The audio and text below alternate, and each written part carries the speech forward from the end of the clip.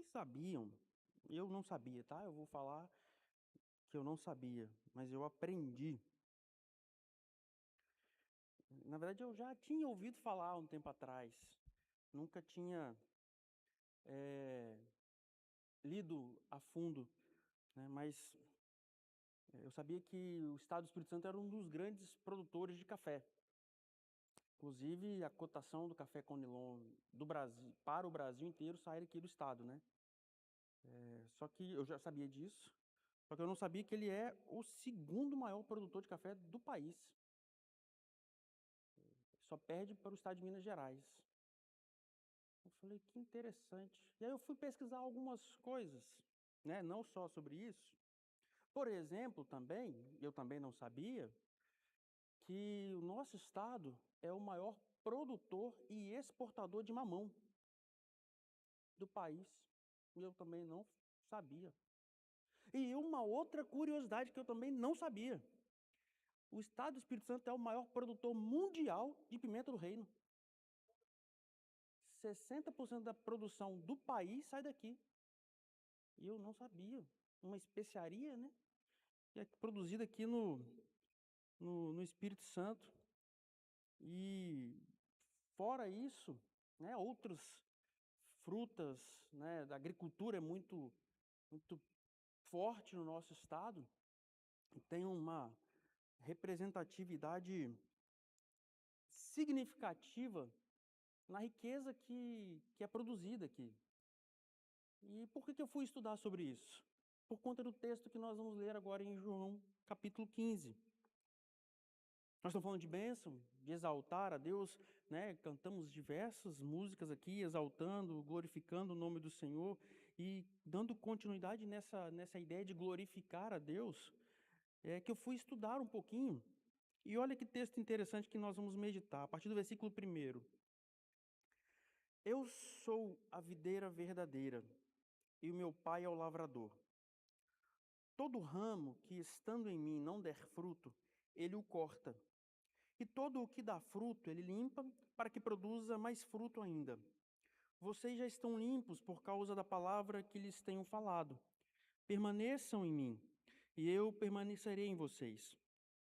Como o ramo não pode produzir fruto de si mesmo se não permanecer na videira, assim vocês não podem dar fruto se não permanecerem em mim. Eu sou a videira, vocês são os ramos. Quem permanece em mim e eu nele, esse dá muito fruto, porque sem mim vocês não podem fazer nada. Se alguém não permanecer em mim, será lançado fora, à semelhança do ramo, e secará. E o apanham, lançam no fogo e o queimam. Se permanecerem em mim e as minhas palavras permanecerem em vocês, pedirão o que quiserem e lhes será feito. Nisto é glorificado o meu Pai, que vocês deem muito fruto, e assim mostrarão que são meus discípulos. Eu queria meditar, né, a partir desse versículo 8. Nisto é glorificado o meu Pai, que vocês deem muito fruto, e assim mostrarão que são meus discípulos. Por conta deste texto é que eu fui pesquisar sobre essa questão, né, da agricultura e descobri essas curiosidades que, sendo capixaba, eu não sabia que o Espírito Santo tinha, né, algumas culturas muito fortes dentro desse tema da agricultura. E este texto, né, e talvez, né, por não ter essa percepção, por não ter este conhecimento, talvez alguns detalhes deste texto em leituras anteriores tinham me passado desapercebido. E aí eu comecei a li esse texto algumas vezes com um olhar diferente, né? Pesquisei sobre agricultura, pesquisei sobre algumas culturas, né? E tentei olhar ele, e é isso que eu quero meditar com os irmãos hoje, tentar enxergar este texto sob a ótica de um agricultor, sob a ótica de alguém que depende, né, da agricultura, que depende do solo para poder tirar a sua riqueza. E eu confesso que eu nunca tive essa vivência. né? Nasci e fui criado no meio urbano. Então, nem de roça eu gosto, né? Acho que quando vou para um lugar que é mais tranquilo, eu entro em desespero, porque não tenho o que fazer, né? E talvez, por eu não ter esse conhecimento, é que alguns detalhes me passaram desapercebidos. Quando eu comecei a estudar, comecei a ler, para entender um pouquinho mais sobre isso, de que modo que nós vamos glorificar a Deus dando muito fruto, que é o que versículo 8 está escrito. Nisto é glorificado meu Pai, que vocês deem muito fruto. Mas para quem tem nas veias o conhecimento de causa, talvez esse texto seja mais bem esclarecido. Por exemplo, nos dias de Jesus, né, a, a terra de Israel não tinha, obviamente, o nível de industrialização que nós temos hoje. Lá, o que era muito forte, o que fazia a economia girar, era principalmente, pode parecer um absurdo, mas é fato, era a religião. Em Jerusalém, Israel especificamente, era a religião. Tudo, ou a grande maioria das coisas, girava em torno do templo e da religião. Né? Os custos de sacrifício, das ofertas. Lembram-se que Jesus, uma vez, ele expulsou os cambistas porque estavam fazendo um negócio ali próximo do templo? Então, a religião, na época de Israel, ela era um grande motor da economia. Bem ou mal, né, sem fazer juízo de valor, é um fato. Mas além da religião, o que mais movimentava a economia? Em escala bem menor, a questão de artesanato e a indústria que ainda era muito pobre, né?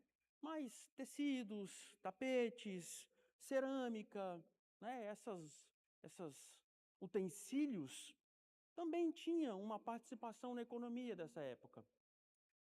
Tirando a religião, o artesanato, uma indústria que ainda era bem pobre, que mais movimentava a economia? O comércio, compra e venda, troca de mercadorias, era forte, ainda mais que Israel, Jerusalém, né, era um centro religioso. Então, muitas pessoas vinham, passavam por Jerusalém, e um dos grandes benefícios que o Império Romano, um dos grandes legados que o Império Romano deixou, né, para aquela região, foram as estradas, os acessos, a segurança para quem precisava se deslocar entre as cidades, o que facilitou o comércio muito forte naquela região, naquela época, né? Privilegiou o comércio. Só que o que era forte, o que movimentava a economia, além desses três pilares, né, comércio, artesanato e a religião, era disparado a agricultura. A agricultura, ela tinha uma força muito grande, né? Israel dependia, produzia cereais como trigo, cevada, tinha frutas, figos, tâmaras, romãs, né? Mas tinham dois produtos que era o carro-chefe da economia. O primeiro era o azeite, produto das oliveiras, né? E o segundo era o vinho, produto das videiras, das uvas. Então, a produção, a agricultura desses dois elementos era o carro-chefe que fomentava a economia de Israel. A partir disso, e pensando como um agricultor, né, eu entendi por que Jesus falou o versículo 2 aqui, ó. Todo ramo que estando em mim não der fruto, ele o corta. E todo o que dá fruto, ele limpa, para que produza mais fruto ainda. Irmãos, eu li esse texto várias vezes, mas eu sempre li, eu vou confessar para vocês, com um olhar de quem foi criado na cidade e não entende absolutamente nada de planta. menos ainda de uma cultura de uva. Então, todas as vezes que eu li esse texto, eu imaginava que Deus, o agricultor, ele estava sendo um justo juiz. Estava agindo com rigor para poder ensinar os seus filhos. A minha leitura até então era de que quando Jesus disse essa palavra, ele estava tendo passando essa imagem de um Deus que ele é rigoroso, um Deus que é santo e que se não estiver andando de acordo com o que ele determinou, ele vai cortar e vai jogar fora. Era essa a minha leitura. Só que por isso que eu convidei da gente fazer essa leitura agora como um agricultor. Porque não é isso que Jesus está falando. E eu fui estudar um pouquinho, alguns grandes produtores de uva aqui do Brasil, principalmente na região sul, e todos, unanimemente defendem e ensinam que um dos principais processos para cuidar de uma planta, principalmente da uva, chama-se poda. A poda é talvez o principal processo para cuidado da planta. Eu falei, não, mas poda, sai cortando, eu faço. Só que poda não é cortar. Para mim era. Poda significa remoção seletiva. Não é qualquer corte. Remoção seletiva, até a expressão é bonita. Eu falei, caramba, remoção seletiva? Porque o agricultor, aquele que conhece a planta, ele não vai sair cortando de qualquer jeito. E nem com qualquer ferramenta. Nem em qualquer tempo.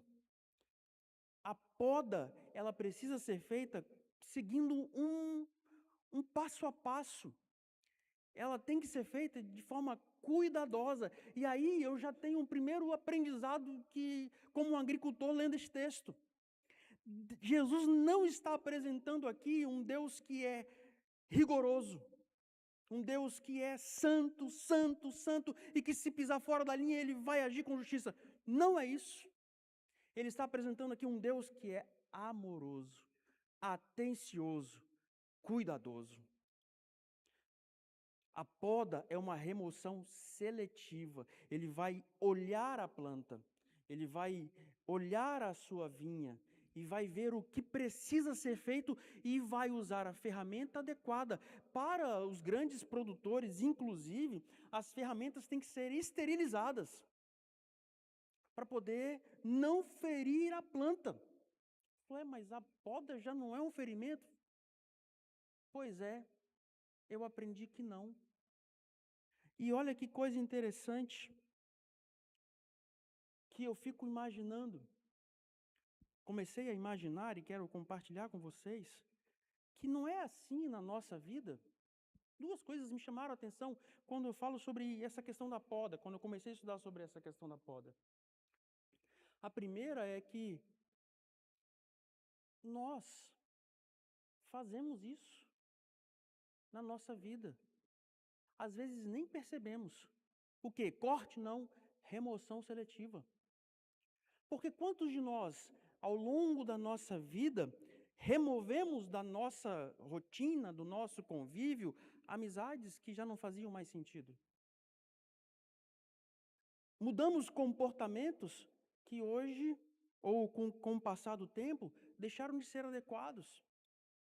Mudamos a nossa forma de pensar. E tudo isso nós mesmos fomos fazendo, nós fomos removendo da nossa vida, de forma seletiva, aquilo que precisava ser tirado. Paulo, ele escreve algo parecido com isso para os irmãos lá de Coríntios. A primeira carta, no capítulo 13, versículo 11, olha o que ele fala. Quando eu era menino, falava como menino, sentia como menino, pensava como menino. Quando cheguei a ser homem, desisti das coisas próprias de menino. Ele tomou a decisão. Ele mesmo fez uma remoção seletiva Ele mesmo fez uma poda na vida dele, porque ele entendeu, à medida que ele ia amadurecendo, que algumas coisas não precisavam mais ou não mais faziam sentido. E ele continua, só que agora na segunda carta, no capítulo 3, versículo 18, e todos nós, com o rosto desvendado, contemplando como por espelho a glória do Senhor, somos transformados de glória em glória, na sua própria imagem, como pelo Senhor, o Espírito. Ou seja, essa poda, essa remoção seletiva, é algo que nós mesmos fazemos. Só que o que me chama a atenção aqui neste texto, além de entender um pouco mais sobre isso, que poda não é um simples corte, é que não, neste texto aqui, essa poda não é feita por nós. Quem é o agricultor aqui? Deus. Então essa poda, essa remoção seletiva, quem vai fazer é o próprio Deus. E aí Paulo, também aos Coríntios, olha o que ele fala. Irmãos, 1 Coríntios capítulo 1, versículos 26 a 29. Irmãos, reparai, pois, na vossa vocação, visto que não foram chamados muitos sábios segundo a carne, nem muitos poderosos, nem muitos de nobre nascimento. Pelo contrário, Deus escolheu as coisas loucas do mundo para envergonhar os sábios, e escolheu as coisas fracas do mundo para envergonhar as fortes. E Deus escolheu as coisas humildes do mundo e as desprezadas e aquelas que não são, para reduzir a nada as que são, a fim de que ninguém se vanglorie na presença de Deus.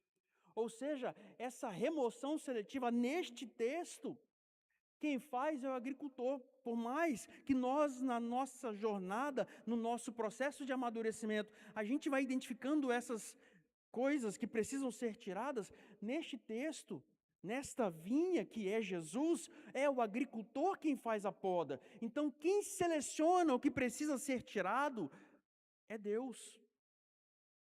Então, o primeiro aprendizado que eu tive foi que poda não é simplesmente cortar. Tem uma técnica, tem que ter um cuidado. Segundo, Deus não é um Deus carrasco, não é isso que Jesus está dizendo. E eu não ia entender nunca, porque eu não entendo dessa cultura de uva, até ler sobre isso. Deus está sendo cuidadoso, Deus está sendo zeloso, amoroso e fazendo o que precisa ser feito de forma criteriosa. É uma remoção seletiva, aquilo que não presta mais. E aí eu fui entender um pouquinho mais, mas por que fazer isso? Esse processo, 4 objetivos. A poda ela é feita para alcançar 4 objetivos. O primeiro, pode parecer que eu nunca nem imaginei isso. Controle de crescimento. Não é para a planta crescer mais, somente. É para que ela cresça de forma adequada.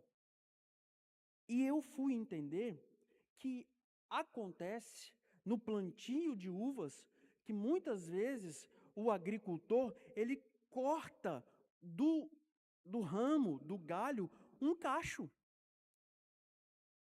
que está brotando, ele corta. Não tem aparentemente problema nenhum, mas ele vai lá e corta.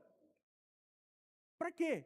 Para que haja um controle de crescimento, porque de acordo com a plantação, o objetivo, a produção, o que ele tem na cabeça, às vezes aquele cacho vai lá na frente fazer com que aquela uva, aquela planta cresça por uma direção inadequada. Então ele, para evitar que isso aconteça, ele vai lá e corta o cacho e joga fora.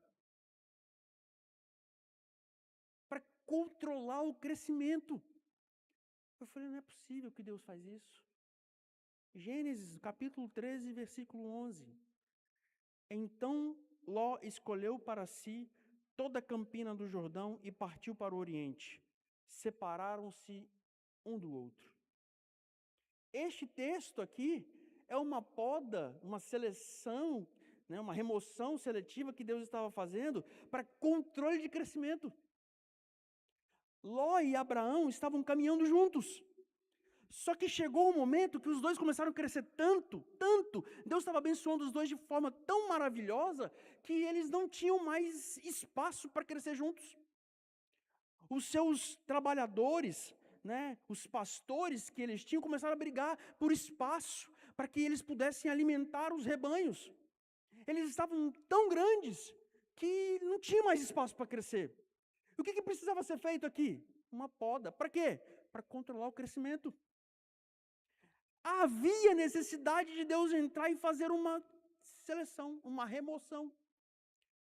Mas Ló e Abraão, desde quando Abraão saiu lá da casa dos pais dele, caminhavam juntos. Ló não tinha mais pai, Abraão assumiu esse papel. Era mais de uma década juntos, cresceram juntos, enriqueceram juntos, formaram família juntos. E agora tinha que separar. Tinha que separar. Por quê? Porque Deus estava querendo controlar o crescimento deles. Num primeiro momento, era para que aquele crescimento não se tornasse maldição. E Deus permite que isso aconteça. Ló então olha para o campo, ele olha para o Vale do Jordão, vê que era bem irrigado, escolhe: eu vou para aquele canto.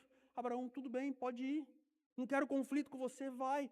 Quando isso acontece, por mais que a Bíblia não entre nesse detalhe, mas eu imagino que o coração de ambos devia estar partido, porque viveram juntos a vida inteira, caminharam juntos, cresceram juntos, eram parentes, e agora eles tinham que ir para lados opostos. Só que na sequência, capítulo 13, versículos 14 em diante, olha o que acontece. Deus chama Abraão e disse o Senhor a Abraão, depois que Ló se separou dele: ergue os olhos e olha desde onde estás para o norte, para o sul, para o oriente e para o ocidente, porque toda essa terra que vês eu te darei, a ti e a tua descendência para sempre. Farei a tua descendência como o pó da terra, de maneira que se alguém puder contar o pó da terra, então se contará também a tua descendência. Levanta-te, percorre essa terra no seu comprimento e na largura, porque eu te darei. Houve uma poda, houve um corte que precisava ser feito. Para quê? Para controle de crescimento. Depois que cortou, Deus chama Abraão e fala: agora você vai ser abençoado. Ainda mais, porque essa separação aconteceu, sabe por quê? Como eu falei, porque eles estavam prosperando, irmãos. Então a poda, aqui neste texto, ela pode acontecer não para que você pare de crescer, mas é porque você está crescendo. E às vezes o agricultor ele vai cortar. A gente não entende. Eu não entendo isso. Não entendi até ler este texto, até pesquisar sobre a cultura da uva. E agora eu entendo que pode acontecer, como aconteceu com Abraão e Ló, de Deus nos abençoar de maneira poderosa, e eu creio e profetizo que isso vai acontecer em 2026. Mas se chegar o momento de Deus podar, não se desespere, porque mesmo para controle de crescimento, é importante que se tenha cuidado. E é isso que Jesus está dizendo. O segundo motivo para poda é para a saúde da planta. Olha o que Lucas escreve lá no capítulo 15. Alguns dias depois, disse Paulo a Barnabé: voltemos agora para visitar os irmãos por todas as cidades nas quais anunciamos a palavra do Senhor, para ver como passam. E Barnabé queria levar também a João, chamado Marcos. Mas Paulo não achava justo levarem aquele que se afastara desde a Panfilha, não os acompanhando no trabalho. Houve tal desavença entre eles que vieram a separar-se. Então Barnabé, levando consigo a Marcos, navegou para Chipre.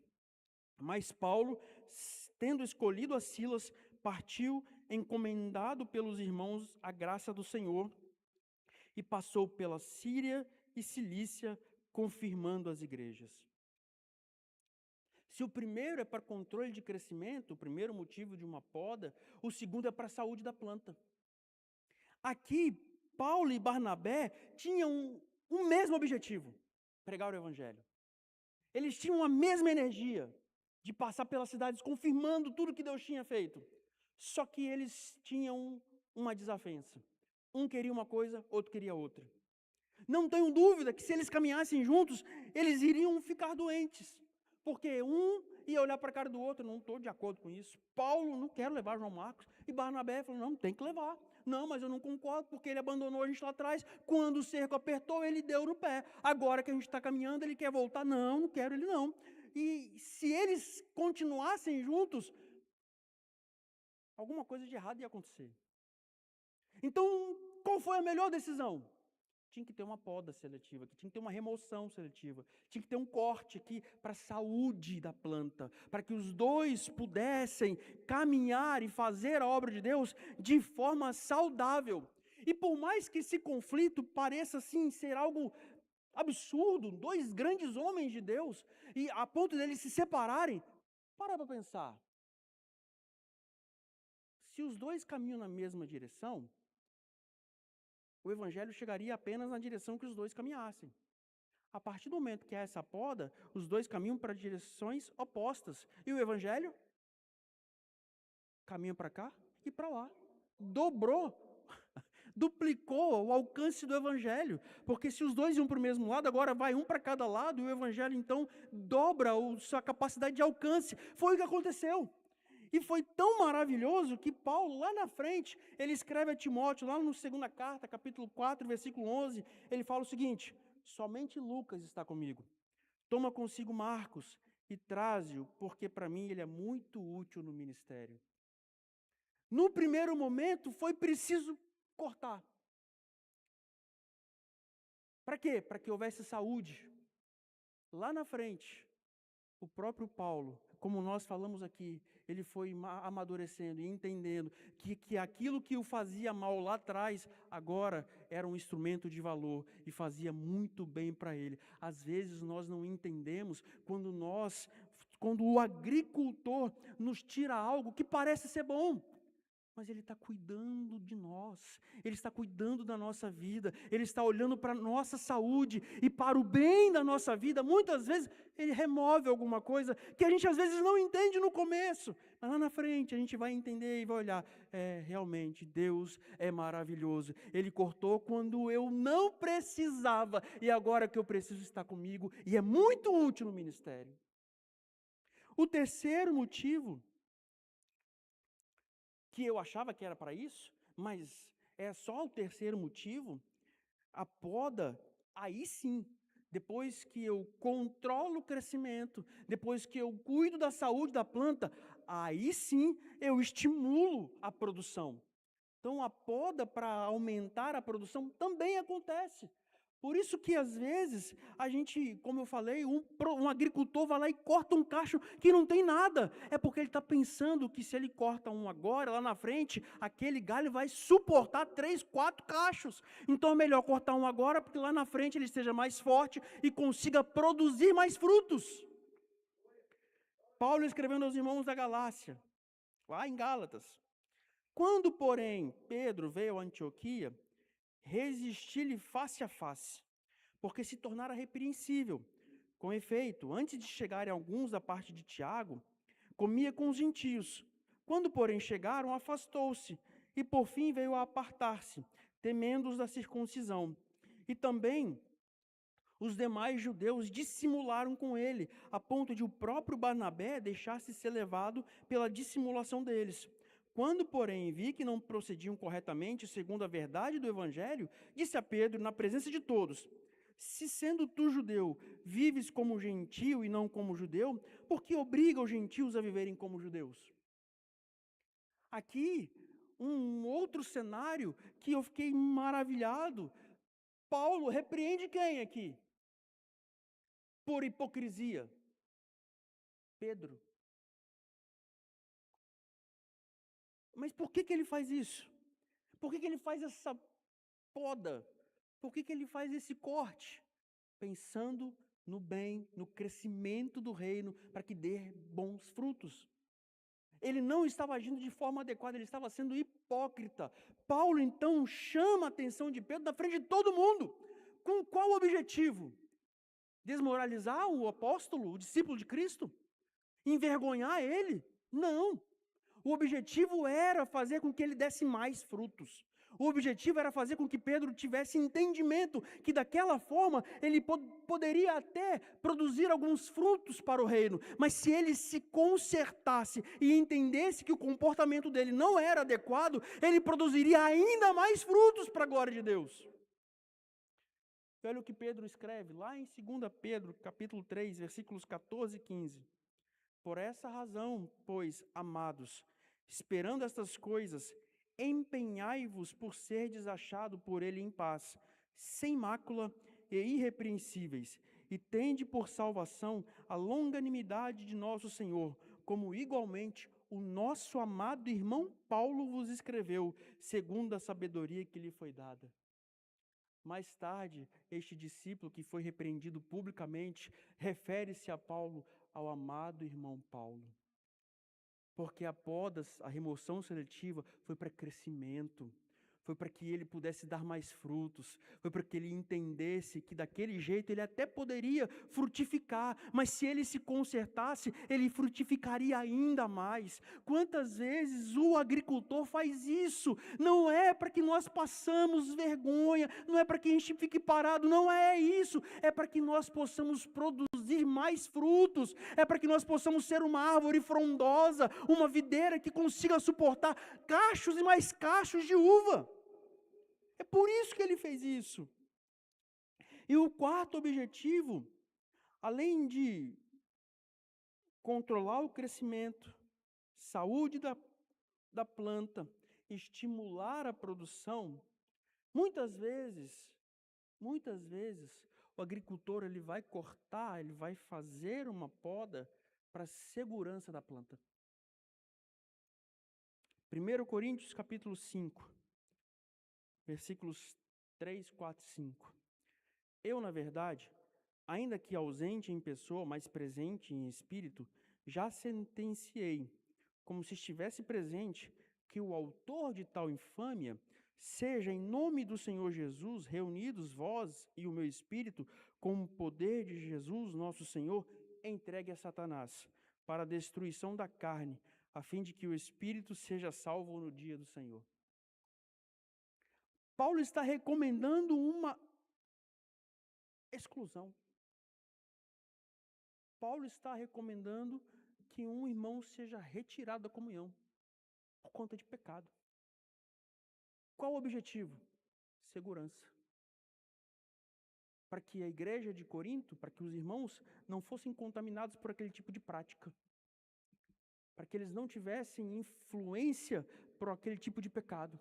Então, muitas vezes, o agricultor, quando ele percebe que alguma coisa pode fazer mal à planta, ele corta. Para o bem da planta, para a segurança da planta, é melhor cortar, mas que ela continue crescendo, que ela tenha saúde, que ela produza muito, mas tenha segurança. Se não vem um verme, algum bicho, alguma praga, e vai fazer, se não cortar, vai fazer espalhar pela planta, e aí perde toda a plantação. Eu estava me lembrando que eu pastorei uma igreja, numa região carente, uma igreja pequena. E lá, diferente daqui, que é uma bênção, né, tem diversas equipes de louvor, lá não. Lá eu tinha um instrumentista, né, e eram 3, 4 cantores. E aí esse instrumentista, na verdade, ele era o meu corinco. Ele tocava teclado, guitarra, violão, né, ele era tudo. O que tivesse na congregação lá, ele tocava. E cantava também, era uma bênção, né? E aí uma vez, ele namorava com e a namorada dele era da equipe Louvor, era uma das 3, 4 cantoras que tinha. Ele me ligou e falou: pastor, preciso falar com você, um domingo, depois do almoço. Eu falei: ó, bênção, vou passar aí na sua casa, pode? Eu falei: pode, passa aqui, vem cá, vamos conversar. Aí ele passou lá, aí parou o carro, estava o pai, a mãe e ele no carro. Não, vamos comigo ali na casa da minha namorada, pra gente conversar. Aí eu, na maior das inocências, vamos lá. Me arrumei, entrei no carro e fui. Cheguei na casa da namorada dele, pai e mãe dele, pai e mãe da namorada. Falei, então, nós reunimos vocês aqui. Eu pensei já, vamos anunciar o casamento. Que beleza, meu primeiro casamento, vou fazer o primeiro casamento. Então, nós pecamos. Eu falei, como é que é? Nós pecamos, a gente, fez o que não devia, e aí eu estou aqui querendo confessar o meu pecado na frente dos meus pais, dos pais da minha namorada e do meu pastor. Pecamos, tal. Aí as mães choraram, né? E eu fiquei calado. E eu, sem saber o que fazer, passou na minha cabeça, rapaz, o único instrumentista da igreja. Metade da equipe de louvor estava ali. Eu falei, tá. Aí a mãe falou, o pai falou, não sei o quê. O pai dele era pastor também, só que de uma outra igreja. Eu falei, é o seguinte, a partir de hoje, vocês dois estão fora da comunhão da igreja. Mas eu não sei o que fazer. Não sei como vou tratar. Mas eu sei que a partir de hoje, vocês estão fora da comunhão até que Deus me dê uma orientação do que fazer. E vocês não vão tocar, vocês não vão cantar, vocês não vão falar, vocês não vão ter nem oportunidade da igreja. Só que eu quero vocês todo culto. Oração, visita, ensaio, de ciclo de oração, todo o trabalho. Viu a porta da igreja aberta, eu quero vocês dois aqui. Sem mais nem menos. E depois a gente conversa. Foi a solução que eu tive. Eu não sabia o que fazer. Culto domingo à noite. A equipe de louvor já tinha ensaiado. Eu cheguei e falei assim, a partir é o seguinte, nós vamos fazer o louvor a capela. Não, mas fulano, não. Eles ensaiaram, mas eles vão ficar aqui, no banco. Mas por quê, pastor? A gente vai descobrir. Não sei não. Vamos orar. E os cultos foram passando e os dois me chamaram uma vez, pastor, tá doendo. Eu falei, tá doendo o quê, jovem? Pastor, eu sei tocar, eu sei cantar, o instrumento está parado ali. A equipe de louvor, eu falei, pois é, né? Tá doendo, né? Tá doendo mais em mim, que eu tive que fazer isso. Mas não se preocupa não, Deus proverá. Mas eu falei, vocês continuam fora da comunhão até segunda ordem. Mas quando vai ser? Eu falei, não sei. E passou um mês, os cultos, imagina, uma congregação, culto com instrumento, louvor é tão bonito. Domingo à noite, igreja lotada e não tinha os instrumentos tudo parado. Aí tinha um que sabia tocar bateria, mas bateria sozinho não adianta, né? Então ficava todo mundo ia olhando e vindo os dois ali, ninguém falava nada. Passou o segundo mês. E eles em todo culto. Às vezes, para segurança, é preciso fazer alguma coisa. É preciso podar. Até que um dia, ele me liga, pastor, todo feliz. Eu tenho uma notícia para te dar. Eu falei, pronto, a última vez que você fez isso, jovem, eu te tirei da comunhão. Pensa bem o que você vai me falar. Não, pastor, dessa vez é bênção. Eu falei, então me conta, o que foi? Pastor, fui num culto aqui ontem, que não tinha trabalho na igreja. O senhor falou que eu tinha que estar em todo culto, mas eu estava com vontade de ir para a igreja. E eu fui numa igreja aqui perto, na casa da minha namorada. Eu falei, rapaz, foi um Pentecoste.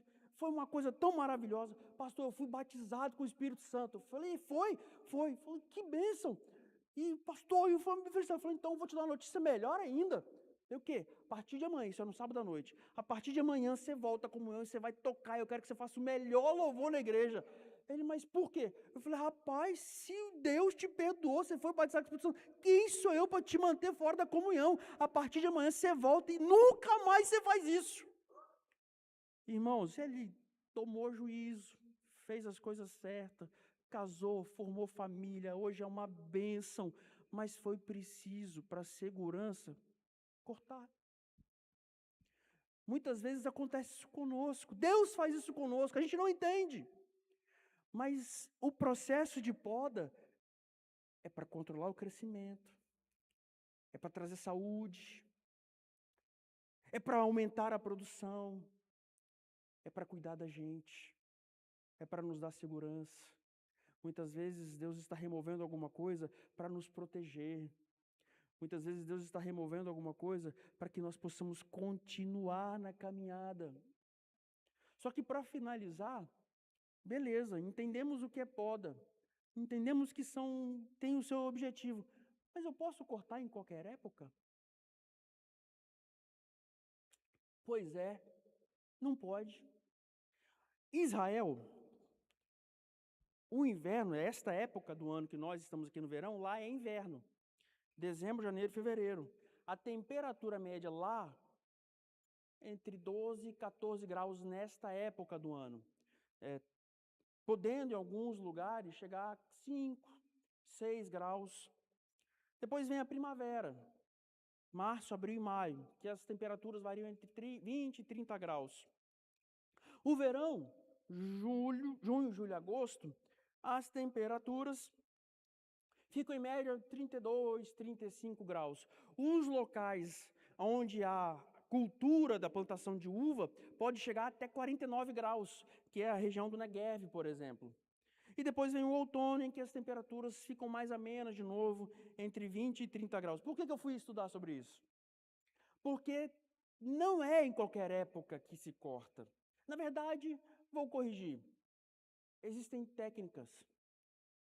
3 técnicas de poda.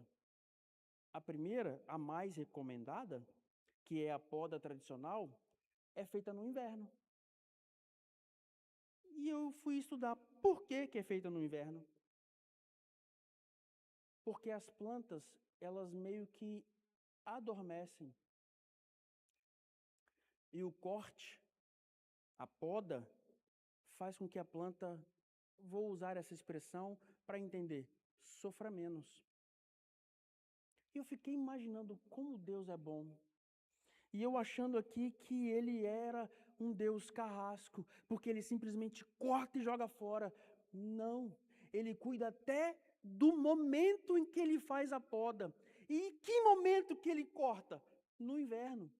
Ora, pois, por que no inverno?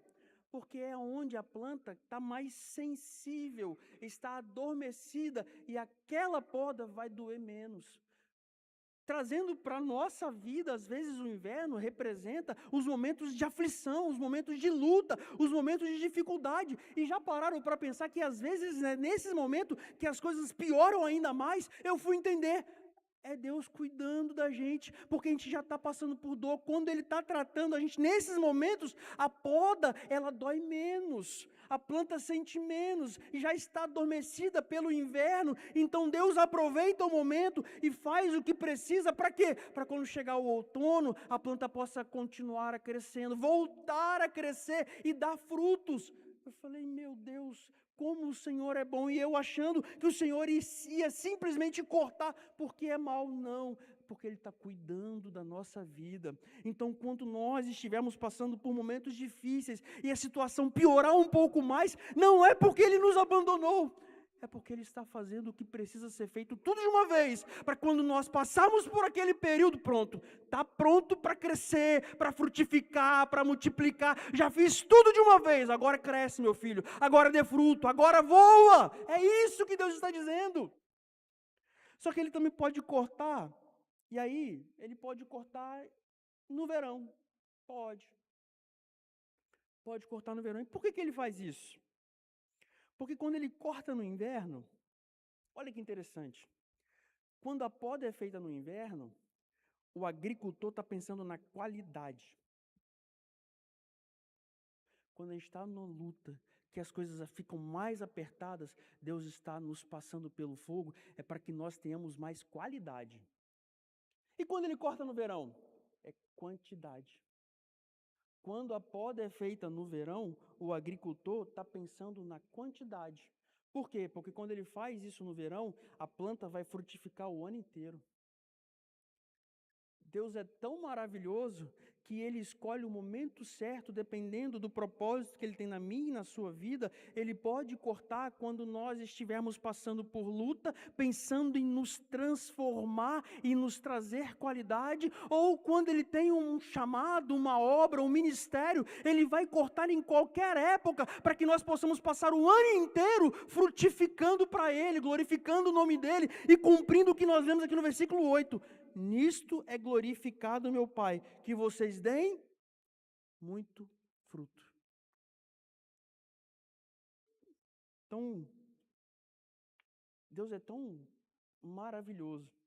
E aí eu fui entender. Como é que nós vamos glorificar a Deus dando muito fruto? Deixando Ele nos podar o ano inteiro. No inverno, na primavera, no verão, no outono, na bonança, na prova, na alegria, na tristeza, em qualquer momento, quando nós entendemos que é para frutificar e para glorificar o nome dEle dando frutos, em qualquer momento Ele vai podar o que precisa. E agora eu entendo que o corte dEle não é maldoso, é cuidadoso, é amoroso. Ele usa a ferramenta certa, Ele está pensando no crescimento, Ele está pensando na minha saúde, Ele está pensando na minha segurança, Ele está pensando que eu posso dar fruto, por isso que Ele vai fazer. Se nós queremos ter um ano de 2026 frutíferos, saibamos que em qualquer momento Ele vai cuidar de nós. E esse cuidado dEle, de novo, pode parecer um simples corte, mas não é. Deus está podando. Podando não é cortar. Podar é remover de forma seletiva o que precisa ser removido. Podar é o agricultor cuidando da planta para que ela cresça. Podar é o agricultor dizendo: eu preciso que esta planta frutifique o ano inteiro. Então, todas as vezes que eu passar e enxergar que preciso podar, eu vou podar para que esta planta cresça, evolua e dê muito frutos. E com base nisso, nós possamos glorificar o nome do Senhor. Amém?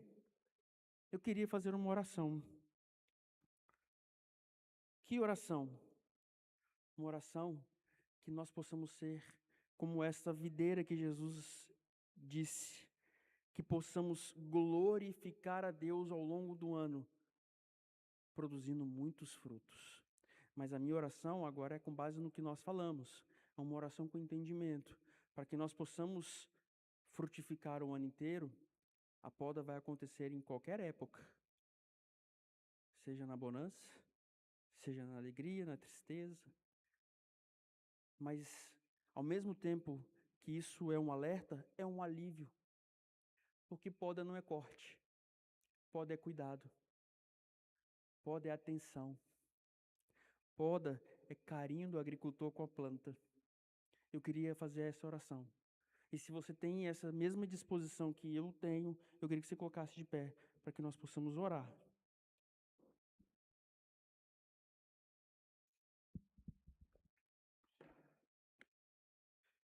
Senhor Deus, te louvamos porque o Senhor é um agricultor cuidadoso, atencioso para com a sua plantação.